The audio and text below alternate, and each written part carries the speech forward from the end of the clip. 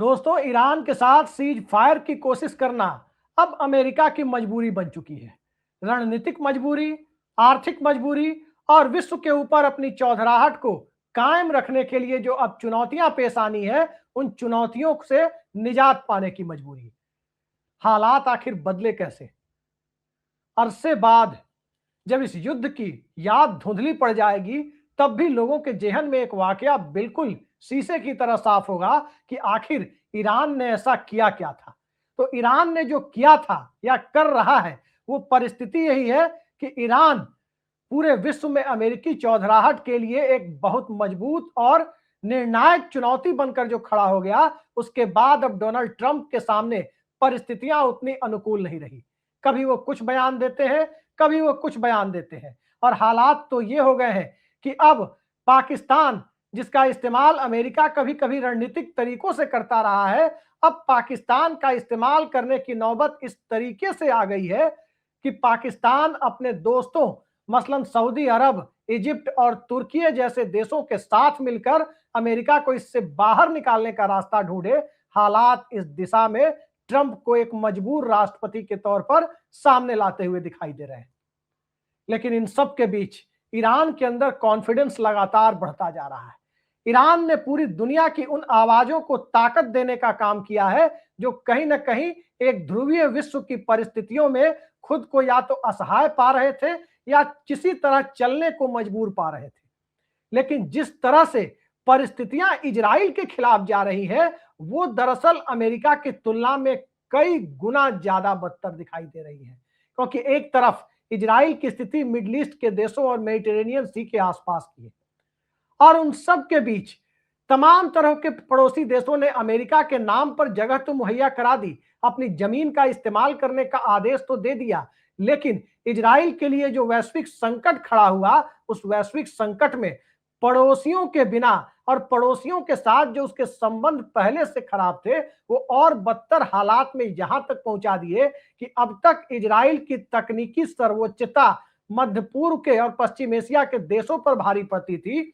अब वो तकनीकी सर्वोच्चता को ईरान ने एक तरह से धाराशायी कर दिया है। अभी भी ईरान की हाइपरसोनिक मिसाइलें, ईरान के ड्रोन्स और ईरान ने जो तकनीकी तरक्की की है, जिस प्रकार से साइंस एंड टेक्नोलॉजी का इस्तेमाल इस पूरे युद्ध के दरमियान किया, उसने इजराइल के कान खड़े कर दिए। और अब हालात इसलिए इजराइल के लिए बद से बदतर दिखाई दे रहे हैं क्योंकि यमन के हूती समूह ने भी ईरान के समर्थन में इस युद्ध में एंट्री मारी है, और कई सारे हमले इजराइल की जमीन पर होने की खबरें आ रही हैं। हमले दोनों तरफ से हो रहे हैं, हाइफा के ऊपर भी हो रहे हैं तो ईरान के ऊपर भी हो रहे हैं। लेकिन ईरान जिस प्रकार से आक्रामक अंदाज में आगे बढ़ता दिखाई दे रहा है, उसके बाद तो हालात अब ये हो चले हैं कि मध्य मध्य पूर्व के भीतर स्ट्रेट ऑफ हॉर्मुज पर कंट्रोल की जो कोशिशें अमेरिका के माध्यम से इजराइल कर रहा था, अब हालात हूती समूह की एंट्री के बाद ये हो गए हैं कि अभी जो हालात स्ट्रेट ऑफ हॉर्मुज के हैं, वही हालात रेड सी के तो नहीं होने जा रहे। रेड सी भी एक स्ट्रेटेजिक मार्ग है, और रेड सी इजराइल के लिए बेहद महत्वपूर्ण हो जाता है, पूरी दुनिया से सामुद्रिक रूप से जुड़ने के लिए महत्वपूर्ण हो जाता है। लेकिन रेड सी की भूमिका अब हूती समूह की एंट्री के बाद क्या होगी, ये कहना मुश्किल दिखाई दे रहा है। लेकिन इन सब के बीच ट्रंप की निराशा भी साफ साफ झलक रही है। ट्रंप के अंदर कभी नोबेल पुरस्कार न मिलने का दर्द महसूस होता है, तो कभी ब्रिटेन से मदद मांगने के बावजूद उन्हें ट्रंप की भाषा में कहें तो छोटी मदद जो 2 जहाजों की थी, वो भी नहीं मिल पाती, तो ब्रिटेन के प्रति भी वो अपनी भड़ास निकालते हुए नजर आते हैं।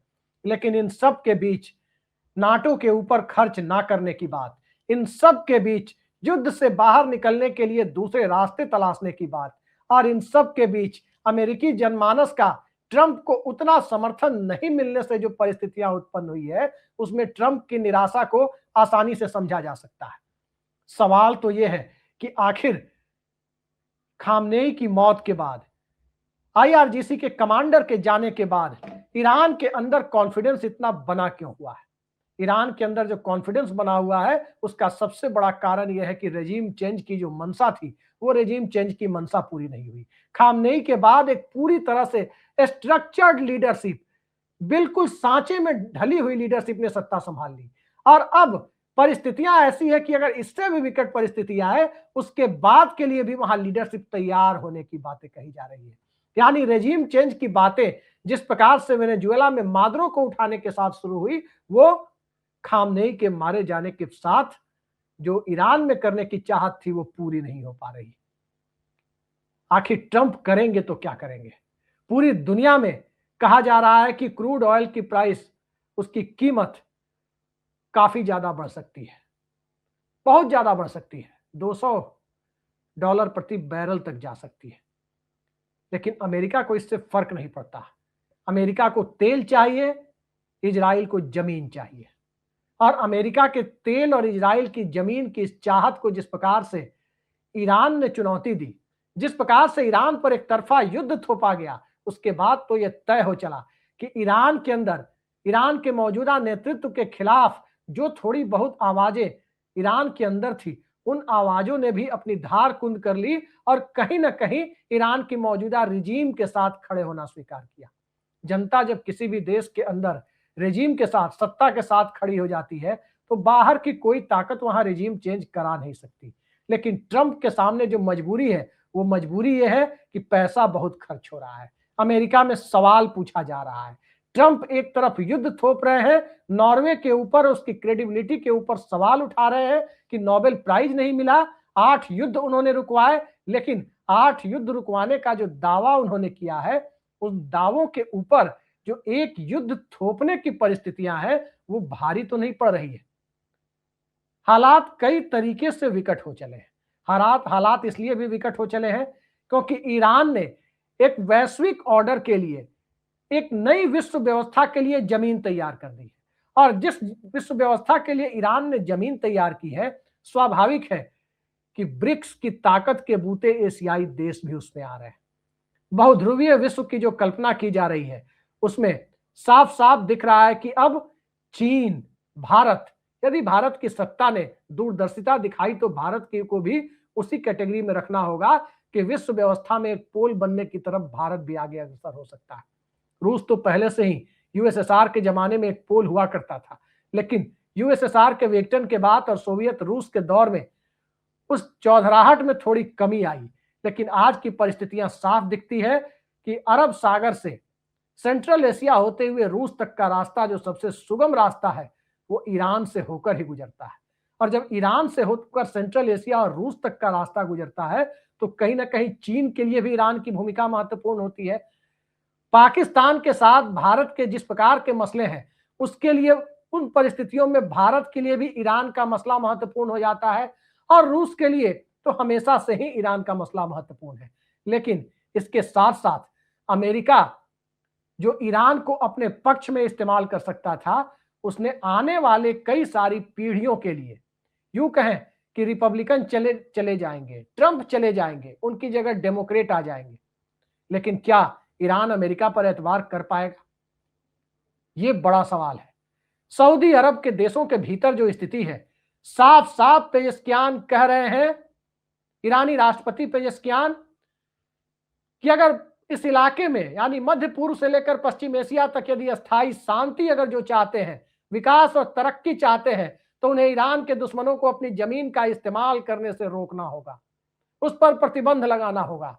और जिस तरह से अलग अलग मध्य पूर्व के देशों में अमेरिकी बेसों के ऊपर हमले हो रहे हैं, ईरानी हमले, कुवैत के ऊपर हमले हो रहे हैं, यहां तक कि अमेरिकी मरीन के ऊपर भी हमले हो रहे हैं, उसके बाद तो अब यह साफ हो चला है कि हमलों की जो कोशिश ईरान के ऊपर चल रही थी, या ईरान के ऊपर अब भी हमले हो रहे हैं, उन हमलों से ईरान को कोई विशेष फर्क नहीं पड़ा है। लीडरशिप तबाह हो गई, ईरान खड़ा है। आर्मी के कमांडर चले गए, ईरान खड़ा है। ईरान की सोसाइटी खड़ी है, ईरान की 2500-3000 हजार साल पुरानी सभ्यता खड़ी है। और उन सब के दायरे में यदि देखने की कोशिश करें, तो मध्य पूर्व के अंदर जिस तरह से अमेरिका जैसी स्थिति है कि अमेरिका में ट्रंप के साथ जनता ईरान के साथ युद्ध में जाने के मुद्दे पर नहीं खड़ी है, कमोबेश मध्य पूर्व के ज्यादातर देशों के हालात ऐसे हैं कि वहां के शासकों ने जिस प्रकार से ईरान के लिए, अमेरिका के लिए अपनी जमीन मुहैया कराई, उनके उस फैसले के साथ मध्य पूर्व के ज्यादातर देशों की जनता खड़ी नहीं है। जनता के भीतर ईरान को लेकर सहानुभूति है, जनता को के भीतर कहीं ना कहीं आईआरजीसी की शौर्य गाथा को लेकर एक सहानुभूति है। और इन सब से ऊपर जाकर देखने की कोशिश करें, दो तीन बातें साफ दिखाई देती है। पहली कि मध्य पूर्व के साथ जिस तरह के डिप्लोमेटिक रिश्ते दुनिया के देशों के हुआ करते थे, क्या अब नाटो के अंदर अमेरिका के अलग थलग पड़ जाने के बाद क्या वो रिश्ते उसी स्वरूप में बने रहेंगे? दूसरी महत्वपूर्ण बात यह है कि क्या मध्य पूर्व के अधिकांश देशों में डेमोक्रेसी की आवाज तो तेज नहीं होगी? और तीसरी महत्वपूर्ण बात यह है कि ग्रेट अरब सभ्यता की जो बातें होती है, अरब सिविलाइजेशन की, क्या अब अपने रेनेसा यानी पुनर्जागरण के दौर में तो नहीं आएगा? क्योंकि सभ्यतागत संघर्ष जब पुनर्जागरण के दौर में पहुंचता पहुंचता है या उस मन स्थिति में खुद को पाता है, उस परिस्थिति में इजराइल जैसे देशों के लिए परिस्थितियां और ज्यादा दुर्गम होनी शुरू होती है। अब तक की लड़ाई युद्ध सैनिकों की लड़ाई थी। पिछले 50, 60, 70 सालों से जो इजराइल और पड़ोसी देशों के बीच चल रहा था, उसके बाद ईरान ने उसे एक तकनीकी युद्ध में बदल दिया। यानी इजराइल की सुप्रीमेसी और उसकी चौधराहट को कड़ी चुनौती दे दी। अब उसके आगे जब संघर्ष का सभ्यतागत स्वरूप जो अब तक इजराइल फलस्तीन के मामले में दिखता था, जब वो वैश्विक तरीके से देखा जाए तो मध्य पूर्व और दूसरे देशों तक फैलता हुआ नजर आएगा।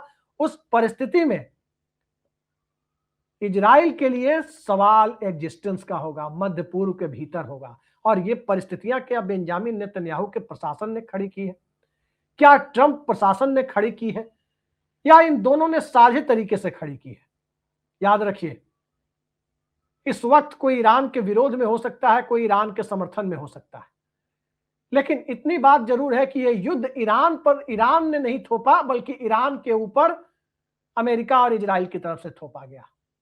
और जब युद्ध थोपे जाने की बात थी तो पहले हिजबुल्लाह की बात हो रही थी, अब हूती सामने आ रहे हैं। और जिस तरह से अलग अलग देशों के साथ बॉर्डर डिस्प्यूट को लेकर इजराइल पहले से ही उलझा हुआ है, उस परिस्थिति में ईरान को कुचलने की जो मंशा थी, वो मंशा पूरी तरह से बेनकाब हो गई। और पूरी तरह से जिस तरह से जवाब दिया गया, वो ईरान को कुचलने की मानसिकता के बाद ईरान एक ताकतवर और आत्मविश्वास से लवरेज देश के तौर पर सामने आ रहा है। उसके बाद क्या ट्रंप प्रशासन अमेरिका में अपने देश के लोगों को ये युद्ध क्यों हुआ इसको जस्टिफाई कर पाएगा? क्या इजराइल में नेतन्याहू की लोकप्रियता बरकरार रह पाएगी? और क्या जो नए ईरान की जो लीडरशिप होगी, अयातुल्लाह अली खामनेई के बाद के दौर की जो लीडरशिप होगी, उस लीडरशिप को अब अगले 30-40 सालों तक हटा पाना दुनिया की किसी भी ताकत के लिए आसान होगा? सत्ता एक दिन में बदली जा सकती है, लेकिन सत्ता बदलने की मंशा के पीछे अगर राष्ट्रवाद मजबूती से उसके खिलाफ खड़ा हो जाए और राष्ट्रवाद की भूमिका सभ्यतागत बुनियाद के साथ आकर खड़ी हो जाए, फिर वो परिस्थितियां सत्ता बदलने और रिजीम चेंज की कोशिशों को और ज्यादा धत्ता बताती हुई नजर आती है। अब यही हो रहा है मध्य पूर्व और पश्चिम एशिया के भीतर। और जिस रूप में यह सामने आ रहा है, उसके बाद भारत जैसे देशों को अरब देशों के साथ और ईरान के साथ अपने पुरानी गर्माहट को बरकरार रखने में चुनौतियों का सामना तो नहीं करना पड़ेगा, लेकिन इतना जरूर है कि इस परिस्थिति में भारत जैसे देशों को पाकिस्तान के साथ अपने रिश्तों को लेकर के नए सिरे से डिप्लोमेटिक प्रयास करने होंगे। क्योंकि अमेरिका ने पाकिस्तान को एक तरह से रिकॉग्निशन दे दी है, एक ऐसा देश जिसे आतंकवाद की शरणस्थली, उसकी फैक्ट्री के रूप में देखा जाता है, आतंकवाद के इंक्यूबेशन सेंटर के तौर पर देखा जाता है। उस देश को शांति वार्ता के लिए प्रत्यक्ष या अप्रत्यक्ष तौर पर बीच में लाने की जो ट्रंप की कोशिशें हैं, कहीं ना कहीं ये भारत जैसे देश के लिए एक चुनौती की तरह है। और क्या ये हमारे लिए डिप्लोमेटिक फेल्योर तो नहीं है, कूटनीतिक असफलता तो नहीं है? इस पर अब कूटनीति के विशेषज्ञ लंबे समय तक बहस करते रहेंगे। मुद्दा भारत की विदेश नीति और भारत की अंतर्राष्ट्रीय पहचान का है।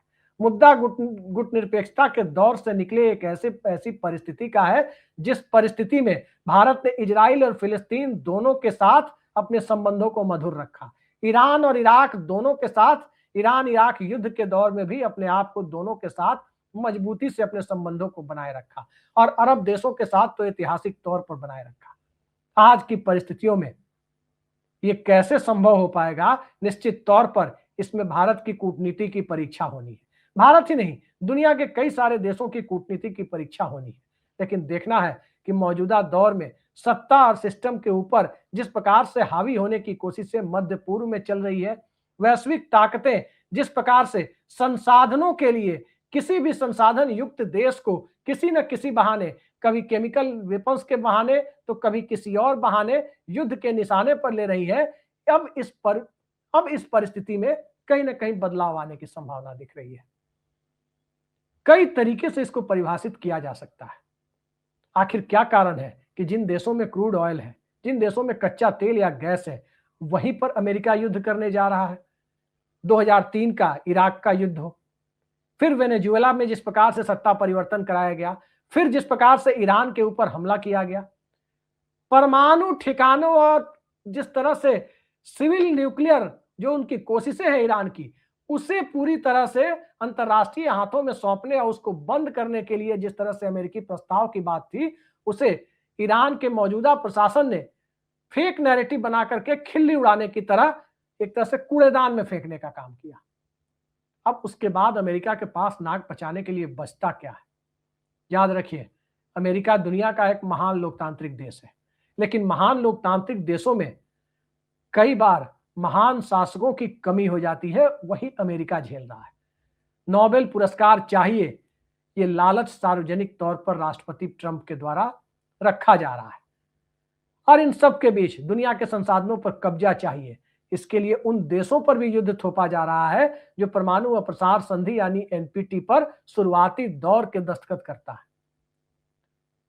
इजराइल की परिस्थितियां विकट है, ईरान की परिस्थितियां विकट है, लेकिन अमेरिका की चौधराहट भी अब विकट परिस्थितियों में फंसी हुई है। तो देखते जाइए हालात अब किस दिशा की तरफ जाते हैं। युद्ध आसानी से और बहुत जल्द खत्म होने का नाम लेता हुआ दिखाई नहीं दे रहा है। खत्म हो जाए तो अति उत्तम। शांति को एक मौका दिया जाना चाहिए। सवाल यह है कि शांति को मौका देने के लिए यदि पाकिस्तान का इस्तेमाल होगा तो पाकिस्तान और शांति, कितने लोग इस पर सहमत हो सकते हैं? स्वाभाविक है, सुनकर हंसी आएगी, लेकिन यह वक्त हंसने का नहीं है। भारत के अंदर भी एक तरफ डॉलर गिर रहा है, डॉलर के मुकाबले रुपए की कीमत गिर रही है। दूसरी तरफ कच्चे तेल की उपलब्धता और गैस की उपलब्धता को लेकर सवाल है। और इन सब का रास्ता जब मध्य पूर्व से गुजरता है, इन सब का रास्ता जब ईरान या दूसरे देशों से, संसाधन संपन्न और इस तरह के देशों से होकर गुजरता है, तो स्वाभाविक है कि भारत को अपनी भूमिका को लेकर नए सिरे से परिभाषाएं गढ़नी होगी। ये बात तो अब करीब करीब तय है। देखना है कि परिभाषा गढ़ने की इस प्रक्रिया में कौन किस पर 21 साबित होता है। आज के लिए इतना ही। नमस्कार।